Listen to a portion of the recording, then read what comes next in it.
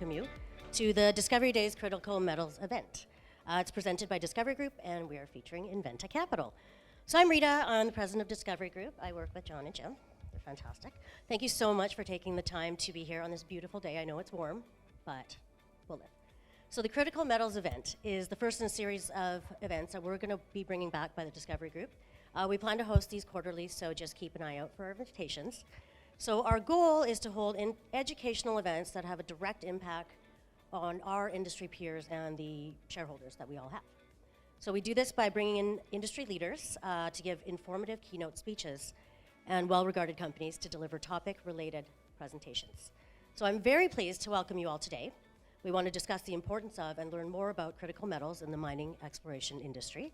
We'll also be highlighting some of the work that has been done in this space, especially by those carried out by the incredible people and companies presenting here today. Before we move on, I'd like to present John Robbins and Jim Paterson. They are the co-founders of Discovery Group, and many of you know.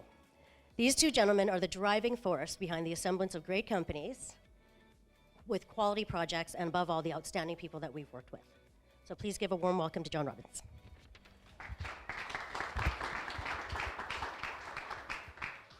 Thank you, Rita. I don't have anything prepared today, but as Rita said, in the past we would do these sort of events once in a while and try and highlight a specific commodity or area of the industry that we thought was very topical. And of course, there's nothing more topical today than the critical metal space with the electrification, the transition away from the oil and gas industry, which we can talk about that at length, but it's a reality.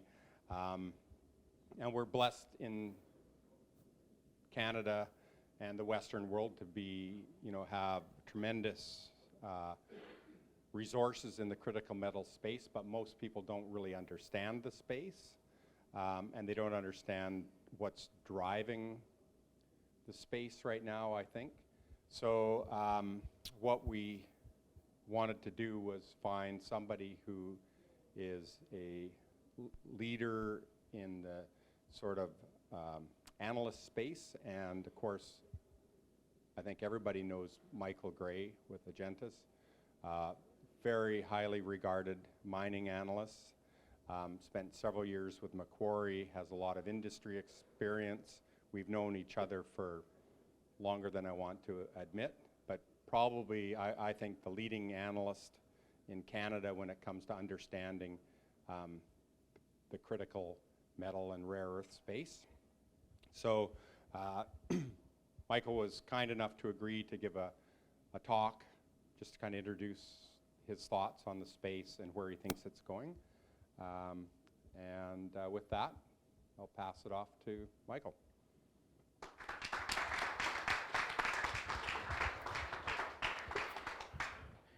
Great, John. Thanks for the kind introduction.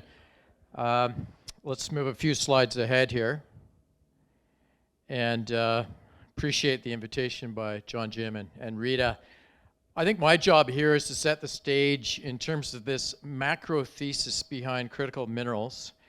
And it's very sustainable. That's the thing that's attracting fund managers to it.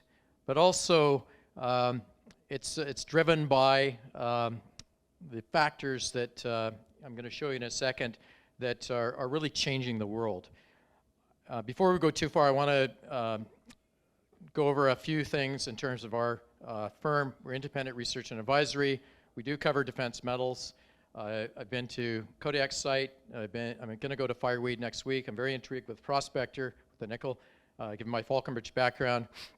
And if TinOne would ever invite me to a site, I'd probably go to TinOne's site as well. I think I covered them all there.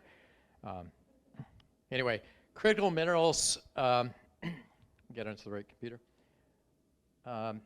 It's really a tailwind for our sector. I know that it's tough right now in terms of raising capital. Share prices are a bit depressed. Sentiment's not fantastic. I think it's turning a little bit right now. But in our view, the initiatives around the critical minerals sector are providing a huge tailwind. this is not going to stop in terms of the funds that are going to be coming from government, the interest in this macro thesis. And when I go to kind of cover some of the backdrop elements, I know everyone knows these things are happening, but I'm going to try to underscore how much money is coming into the sector, to our mineral exploration sector, our mining sector. So it's really driven by the transition to green energy, first and foremost. There's global demand. Supply deficits are going to emerge unless we fill the gap, and that comes down to finding new critical mineral deposits and assets, and I'm going to get into the definition in a second. The concentration of production makes supply very vulnerable. Give an example, certainly for rare earth elements, with most of the supply and processing capacity in China, that has put a lot of fear into, in particular, the US, and trying to secure the rare earths they need for defense and for magnets for this technology related to the green economy. So the proof that things are happening is really these international agreements, G7 meeting to create the Partnership for Global Infrastructure Investment to build clean energy. That's certainly helped by the Russia-Ukraine war, that initiative. And then the Mineral Securities Partnership this January announced was signed by a lot of the first world countries, not the European Union, but US, Canada, Australia, Japan, Germany. So these are very serious initiatives. I'm going to define critical minerals here because I think it's moved from battery metals. That was the term I think we were all using about 3 years ago. And then it went to strategic metals. Transition metals came out. Some of the funds out there have transition metal funds. But I think it's now critical minerals. It's fairly well branded because the international governments have strategies that are critical minerals. And they all kind of need to be on the same page on what these are.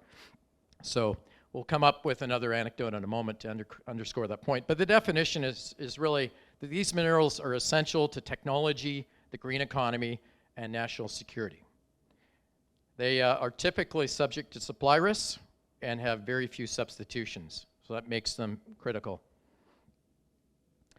Generational opportunity. You don't see this in context of the mining industry very often. The politicians and the leaders behind the associations, the Mining Association of BC in this case, coming out and making bold statements like this. Jonathan Wilkinson, Minister for Natural Resources, Canada's critical mineral strategy will enable this country to seize the generational economic opportunity presented by critical minerals, creating sustainable, well-paying jobs while growing our economy. This was at the PDAC. A couple of weeks ago at the Vancouver Board of Trade, Michael Gehring, critical minerals offer British Columbians a generational opportunity, billions in economic benefits, thousands of jobs that are on the table. The stakes are high. The opportunity is unprecedented. So it's really important to be in tune with this opportunity. The stakes are high is a really interesting point because I think what Michael Gehring is doing is he's basically saying, government, you better deliver, okay? It's one thing to have new policies and put some money out there, but we need to deliver and execute. The bottom image is just a partnership strategy, security partnership, Canada-US meeting. And then the image right here happens to be the, thank you, Brandon, when we had coffee this morning. This is the critical minerals search over 5 years on Google. And the inflection point is there early 2022. So the world is starting to understand what critical minerals are, and investors are searching. Funds are being created, dedicated to critical minerals, especially over the last 3 years. And we think that'll continue. So for Canada, its critical mineral strategy was unrolled or unveiled in December after consultation, a white paper, and then a pin was put in it. But in this map, you can see the green dots are essentially the projects that have been designated as exploration projects that are critical minerals focus. The red ones are a little bit more advanced, or mines. And so there are 6 priority critical minerals of those 32 I showed you. And they're graphite, lithium, nickel, cobalt, copper, and rare earth elements. I think eventually you might be able to tuck in things like tungsten and maybe zinc, as we go forward. But those are the 6 that the Government of Canada has identified. The $3.8 billion over the next 8 years that are earmarked for critical mineral strategy essentially are in 3 bins. One is projects, and I think these will largely be a little bit more advanced projects, things in the PFS stage or beyond. Infrastructure, big, bold initiatives to open up the north. I'm sure the Ring of Fire is going to benefit from the federal government combining with Ontario. And then permitting. And particular permitting is accelerating the timelines. It's collaborating First Nations, money to come in and get us on our front foot so that we eliminate some red tape. Still going to be responsible permitting, but that's going to be the card that the government plays when they put the permitting money out there. I did have a chance to talk to the Minister of Natural Resources last night, Jonathan Wilkinson, and he echoed that again. So that was good to hear that that is a key message. A couple things to highlight here. The 30% critical minerals tax, exploration tax credit for an investment in exploration. That is really, really important. A lot of you know about it. I've got a slide on the next page that's going to go into a little bit of the metrics on that. And final bullet here is up to 30% clean tech investment tax credit for extraction and processing. This was in the 2023 federal budget, and almost nobody knows about it. It's kind of getting out there, but this moves the needle, NPV and IRR. So we've already wired it into, for example, our defense model.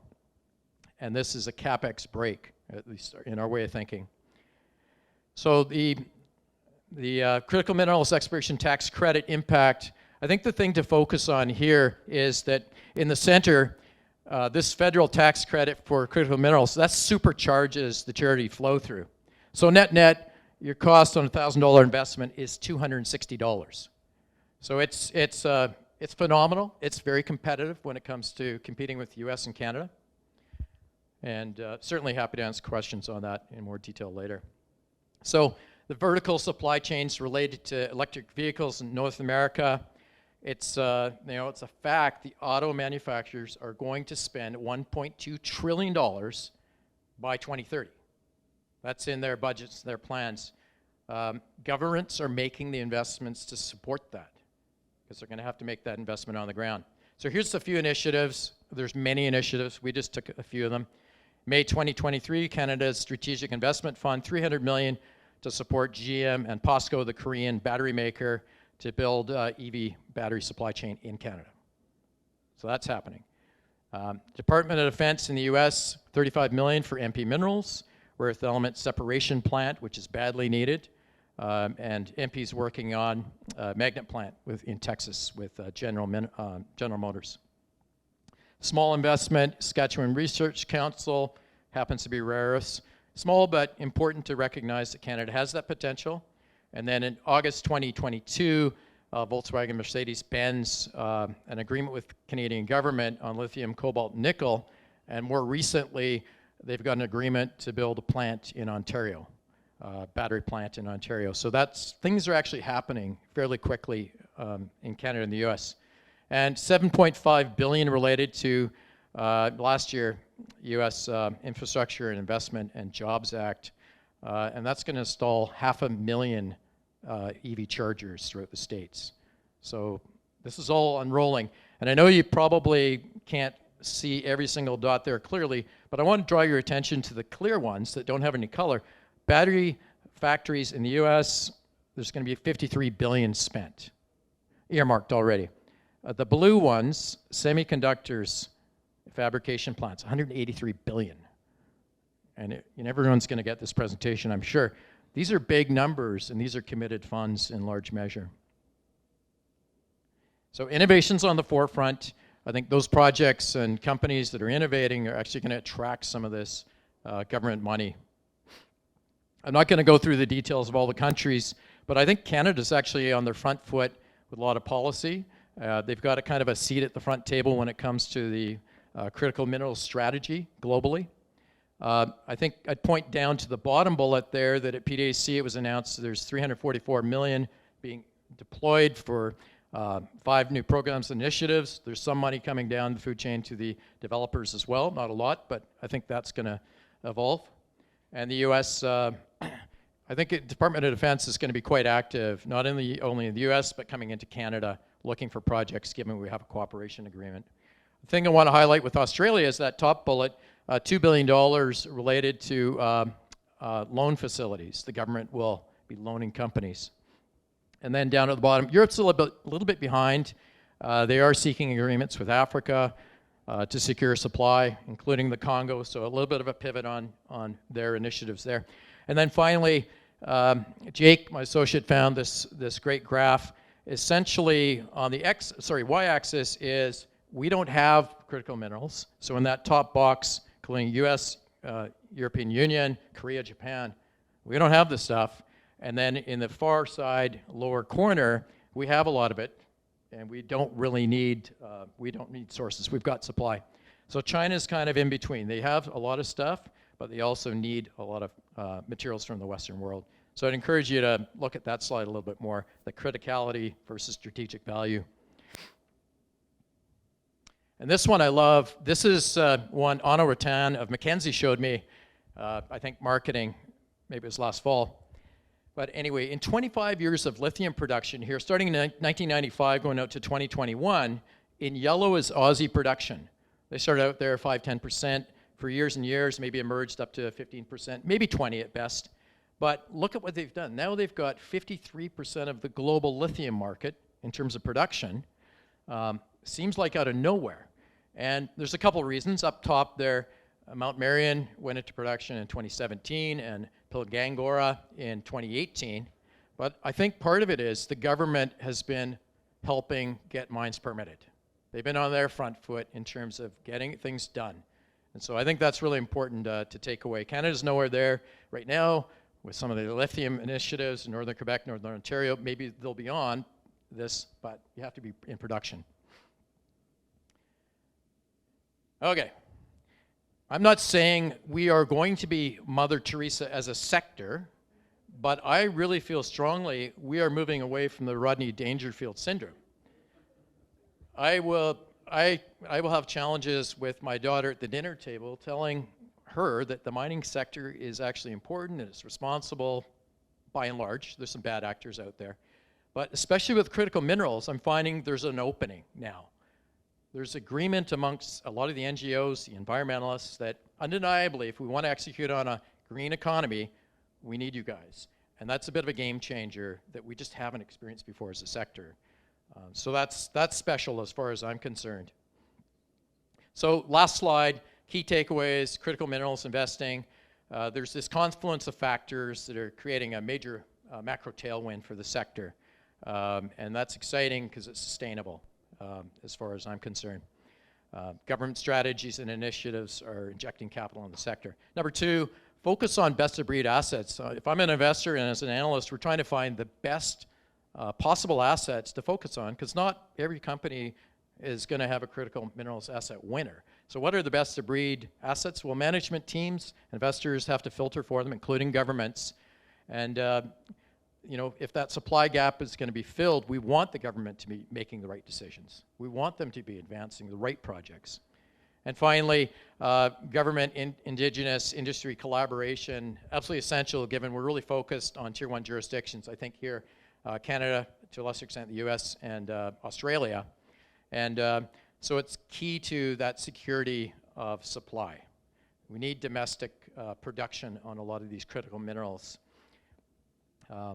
And the industry needs to, I think, increasingly lobby the governments. I don't know how many people in the room, maybe put up your hand if you've done something on the lobbying front or you've addressed the provincial government on some issues through these associations or otherwise. Anybody? Okay. We've got some people. That's really important to support AMBC, the MABC, certainly for BC and other initiatives on lobbying can be very effective, having been in that seat before with the Chamber of Mines way back when. And finally, you know, this governments must help to unlock critical minerals regions with logical infrastructure development.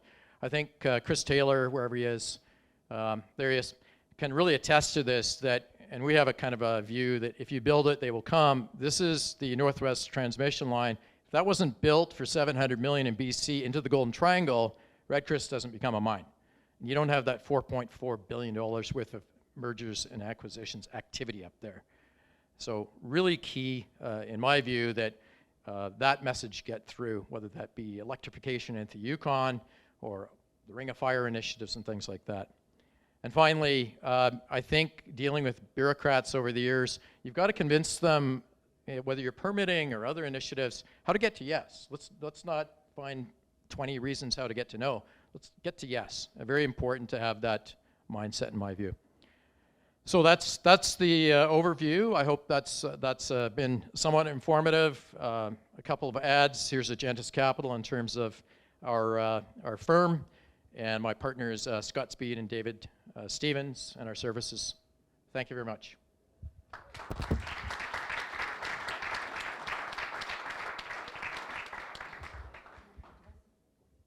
Thank you, Michael. I think that was a great overview of the situation. I'm curious, what do you think, like how challenging is it going to be to when you look at how much China and to a lesser degree, I guess, Russia, but I mean, they control the vast majority of some of the more esoteric minerals in the critical metal space. How they control a lot of the processing technology and stuff. So it's one thing to find, a rare earth or, some of these projects, even on the tungsten side, things like that. But how big a challenge is that going to be to deal with that side of things?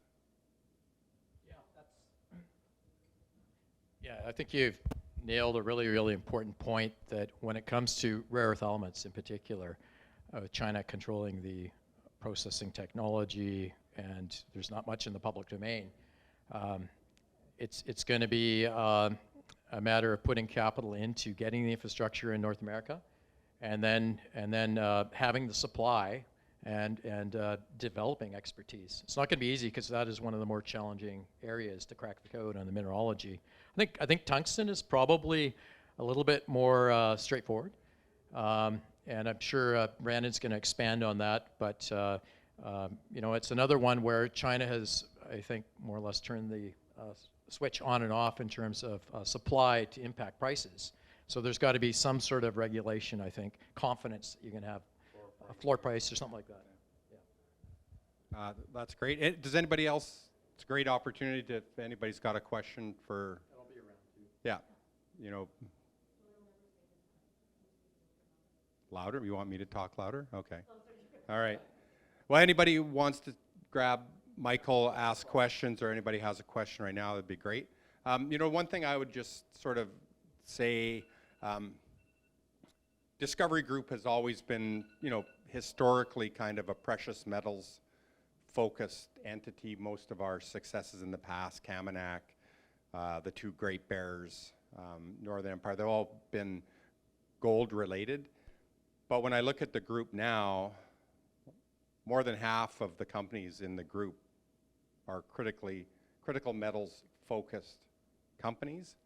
And I think Michael touched on a really good point, is that there is an inflection right now. Like we've been the pariah in the industrial space, and I do sense that there's a real sea change happening. I see it at my dinner table with some fairly left of center individuals in my household. There's an acceptance now that we need these minerals, and I think we all need to do our part, whether it's at a cocktail party, just lobbying those naysayers, talking to our government bodies. We need, it's one thing for the federal government, the provincial governments, territorial governments to pay lip service to our industry. We actually need fundamental changes. In the Yukon, we need power to come from British Columbia up to the Yukon. We need the permitting regime to change dramatically, because it's unacceptable that projects take 10 years to permit. So everybody needs to do their part, because we all rely on this industry. And so with that, I'm just going to pass it on to Rita, and Rita can make the introduction to our first group speaker. So thanks, guys. So we're just going to do 5-minute presentations. We've got 5 companies here. We have, in alphabetical order, defense metals, fireweed metals,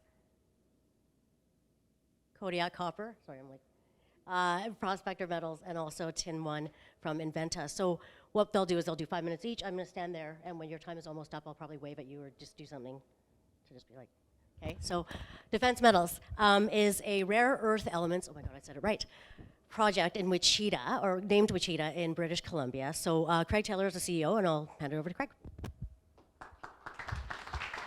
Thank you, Rita.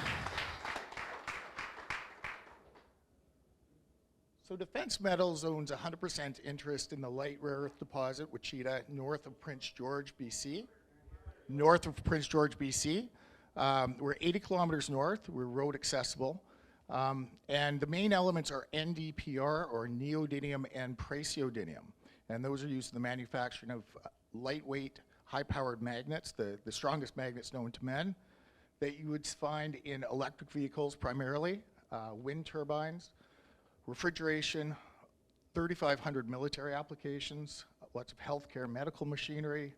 All your cell phones and computers have these tiny magnets, and every device really with a motor. So they're needed, they're used, and you can see with the chart below, the demand for just EV demand in the next 10 years, we're gonna have to double production. And that's the equivalent of bringing on 1 Mountain Pass mine a year for the next 10 years. And that's the only producing mine in North America. And Wichita is a large enough deposit that's going to represent 10% of global production if we were in production right now. So our hope is we'll be the second producer in North America. We can help feed Mountain Pass, and we'll be producing about 75% of what they produce as we get into production. As you can see with the chart below, China's the leader, obviously. They've got their own internal demands. They could gobble up their entire supply, or they could weaponize rare earths. That theory goes around. That theory hopefully doesn't happen, but I think with their own EV demands, they're going to be using up all of their production. And so we're going to need Western supply. And as Michael pointed out, the government seemed to be committed, but we need funding. Every single Chinese production facility is funded 100% from the government, so we'll need help going forward. So we've been working at it for 5 years. We've gone from a bulk sample in 2018 through processing, testing at SGS. We did a piloting plant for our flotation. We've done a pilot plant now for our oxide, which has produced 200 kilos of high-grade oxide, which we can now ship around the world to potential partners in Australia, Korea, Japan, and Europe. We're at PFS level. We've just funded our PFS, so that'll be complete the beginning of 2024. We've got an updated resource on the way that'll be put into the PFS. SRK is acting as the engineers on the mining side, Hatch on the processing side. We've got very good relations with the First Nations. It's McLeod Lake. We're in their jurisdiction. They're very active in the Site C Dam, which is a large project, obviously, in Port St. John. They've got Mount Milligan in their territory. They cooperate in that. And they're eager for us to move forward and partner with them and their suite of contracting companies that they control. Again, our PEA was done with 4,000 meters of drilling. Chris Raffle at Apex is working on the updated resource. We're going to add 10,000 meters of drilling to that, which will bring us all up, our categories up to PFS level. That'll be given to SRK. Our hydromet is already complete. That data is going to Hatch now, and we're hoping to be feasibility level by 2024. In fact, we're hoping to start some of our feasibility level work this summer. So I think I'll leave it at that and pass it to Rita.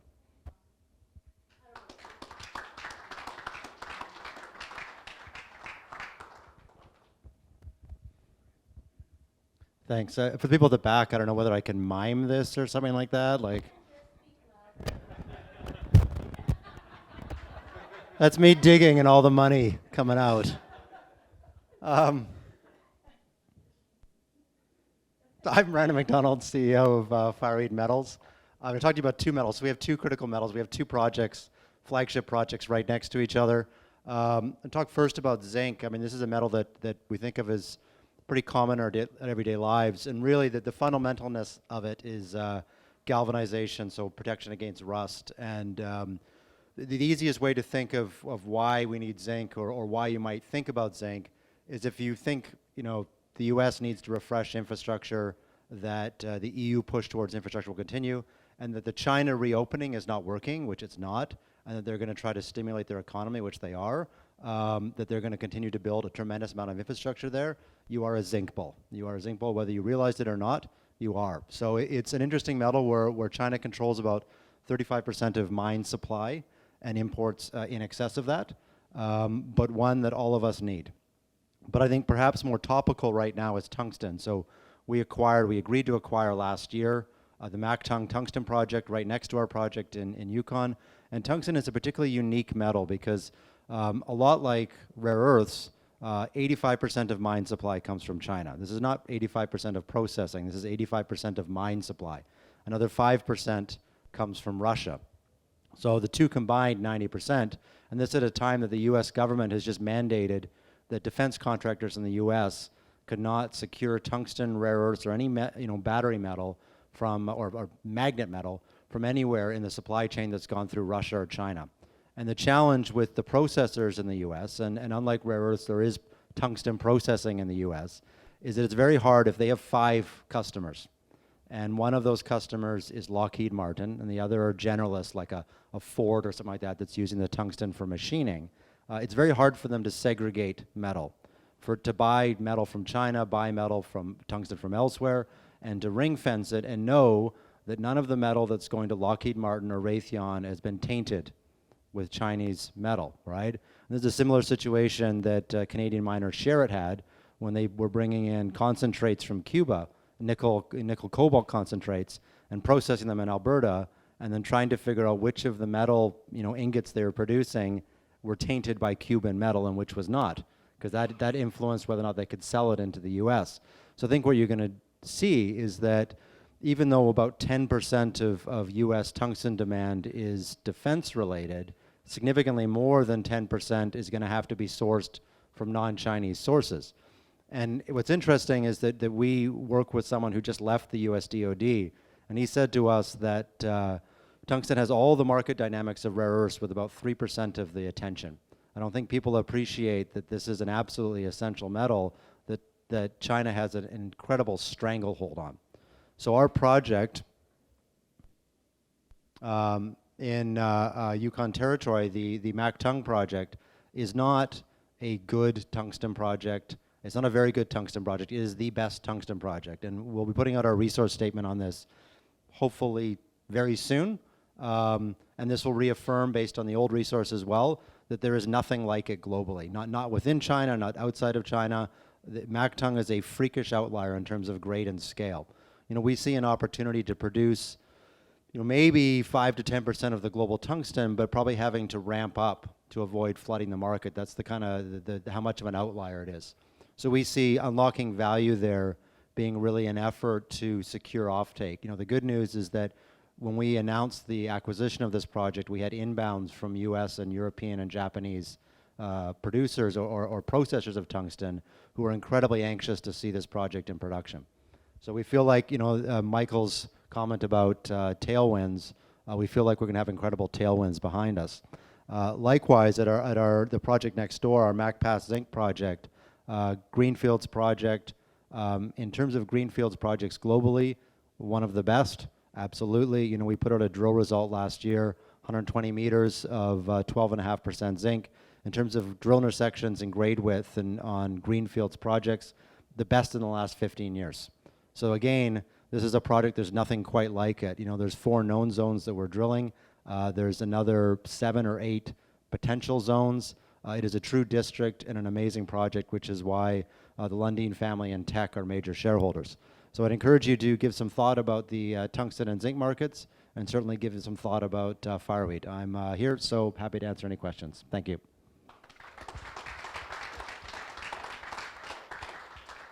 Thank you. I wanted you to mime it, but okay. We're going to give Claudia a second. I asked her to help me move a bookshelf today, but she refused. I don't know why. Claudia Tornquist with Kodiak Copper. You good? Do you want to share? Yeah, that's fine.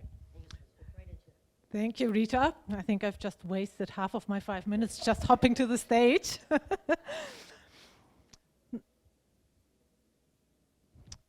Couple of words about copper in more general. Copper is the biggest base metal out there, second biggest after iron ore, and called Dr. Copper for a reason, because it's just about every sector of the economy, whether that's construction, transport, everything electric, electronic, so very big, important base metal. And as Michael pointed out, the big driver for copper will be the energy transition, simply because all of the technologies that underpin this energy transition are very, very copper intensive. So an electric car takes 3, 4, 5 times as much copper as a conventional car. Very much the same for solar, for wind, etc. And with 80% of the world now on a net zero carbon target, there's no question that there will be strong demand for copper, not just for years, but I really believe this is a global mega trend, and that's going to be decades that we'll see strong demand. Now, what's the flip side? The supply side, the charts here on the left. The top one, that's a forecast by Goldman Sachs. Their forecast is for a deficit of 8 million tons in 2030. There are other analysts, they have 5 million tons, 9 million tons. I don't think there's a single analyst out there that who doesn't foresee a deficit. And just to put this into perspective, 8 million tons, that's a huge amount. A big copper mine is maybe 500,000 tons. Smaller one is maybe 100,000 tons. So these 8 million tons, that's 16 big mines that are needed by 2030, or dozens of small ones. And if you look at the bottom, that's the discoveries, the copper discoveries over the last decades, since the 90s. And I think the trend is very, very clear. And particularly in the last 10 years, there were simply not any big copper discoveries. So we know already now that in the next 10 years, there will not be any big copper mines built. It's really a quite striking picture in terms of supply and demand. And yeah, that's really why we focused Kodiak on copper a couple of years ago. A couple of words about our work and our project, MPD. We are in southern British Columbia. You can drive to our MPD project from here in 3 hours. It's in a very established mining district near Princeton, near Merritt. And I can't highlight enough what an advantage it is to be where we are. We're not remote, and we have very, very low exploration costs. And looking into the future, this will also be a very, very big difference maker when it comes to building an economic mine. Another point to highlight about MPD is it's a big footprint.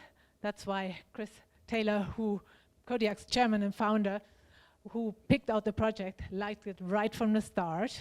You see on the map there our property, and all these red and yellow dots are historically drilled targets, and that's a total of 14 square kilometers. So big footprint, so potential for big system. That's why we liked the project, that's why we acquired it. Started drilling, and in our maiden drill program, made a discovery right away. Our approach was to drill below the shallow historic drilling. There are many, many hundreds historic holes, all very shallow, all mostly lower grade. And Chris's thesis was that the higher grade is deeper, so we drilled deeper, and it worked right away. We made a transformative discovery in 2020, so 2 years ago now. That was the gate zone. That was a real game changer for the company. In the last 2 years, we've drilled the gate zone. It's now 1 kilometer in length. We're very pleased with where we got to. But what is very, very important to understand is that the gate zone is one out of many targets.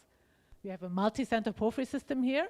We know we have multiple intrusions because they have been drilled historically. And this year will be a very pivotal and very exciting year for Kodiak, because we will now test 4 or 5 of those targets, which are very similar to the gate zone, with the aim to discover more high-grade zones. So there's nothing incremental about this year's work. It's really a make or break year for the company. We will test 4 or 5 of these targets. They all have equally as much discovery potential as the gate zone has. And it will be a very exciting year for our company. We're drilling now. We're fully funded for 25,000 meters. We started drilling in April. Next update should be in the next couple of days, and the first results from our 2023 program in July. So yeah, exciting year. Watch this space. Thank you.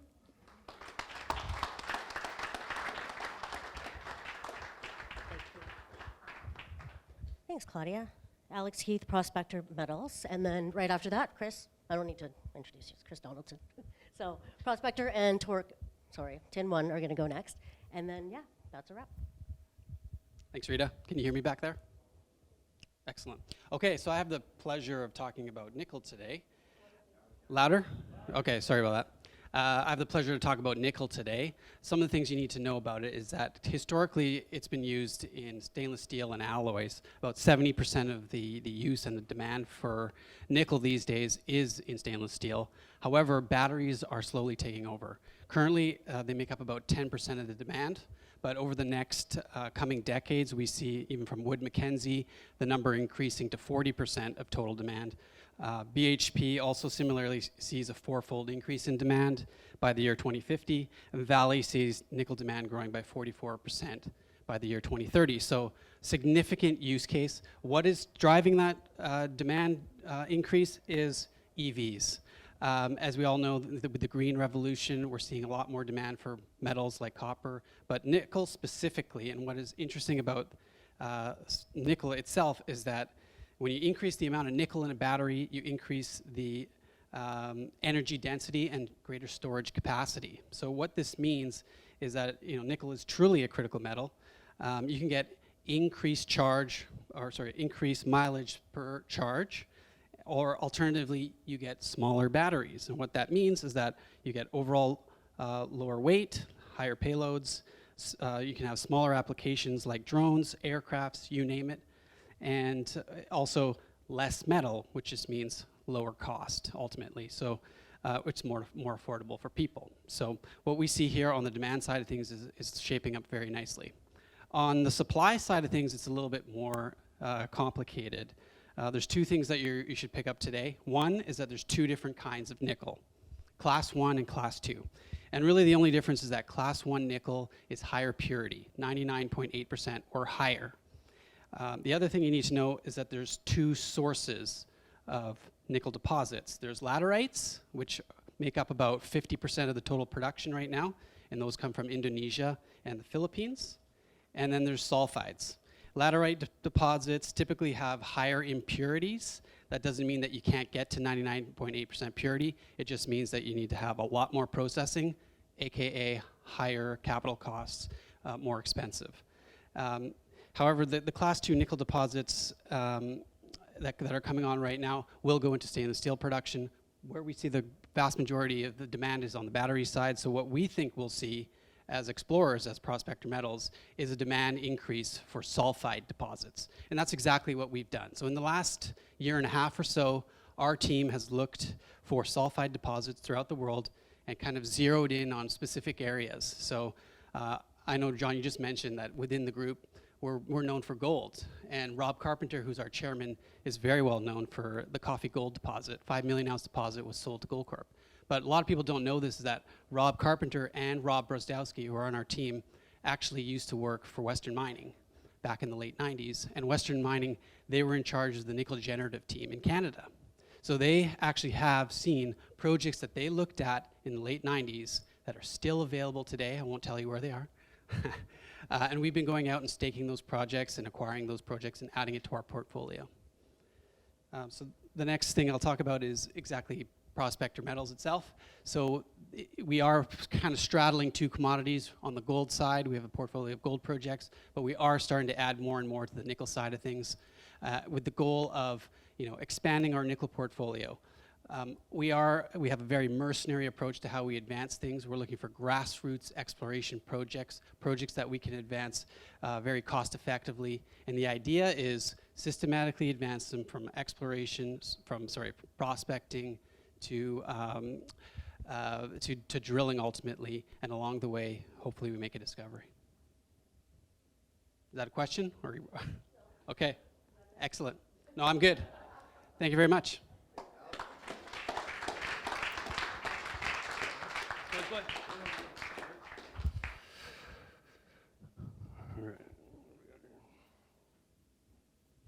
All right, thanks. I recognize I'm between you and your next drink, and I'll promise to be short if you promise to get your next drink in a tin can. Yeah, I'm Chris Donaldson, Executive Chairman of TinOne Resources. I'm part of the Inventa Capital Group, and I want to thank the Discovery Group for putting this on today, especially Rita and your team. Thank you for that. I'm going to focus on tin today.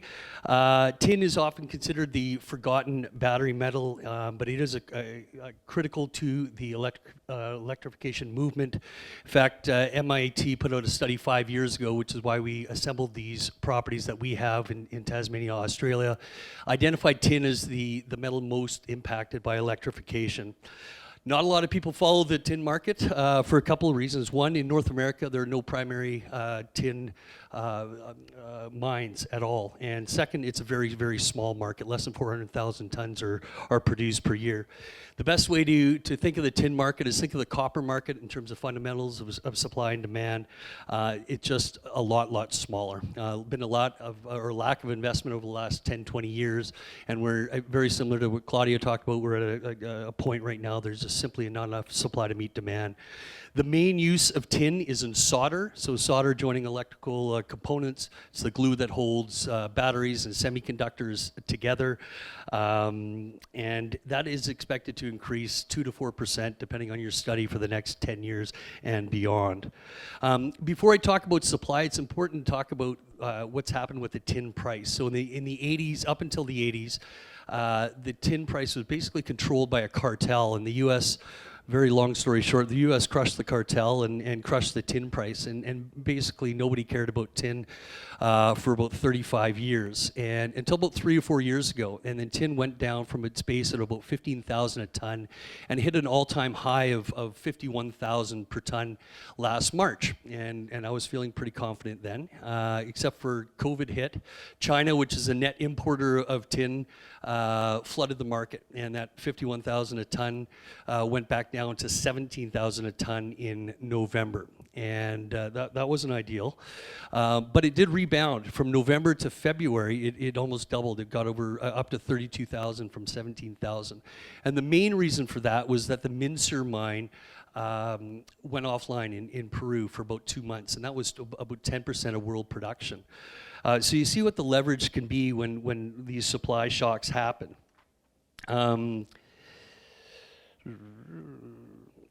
So what is interesting today is what's happening on the supply side. 75% of the world's tin comes from Myanmar, DRC, China, Indonesia, areas that are dubious, especially with ESG, but also politically. So there's a huge narrative right now to get Western supply of these critical metals, which is why you're seeing projects in Australia, such as ours, and in Europe coming back online.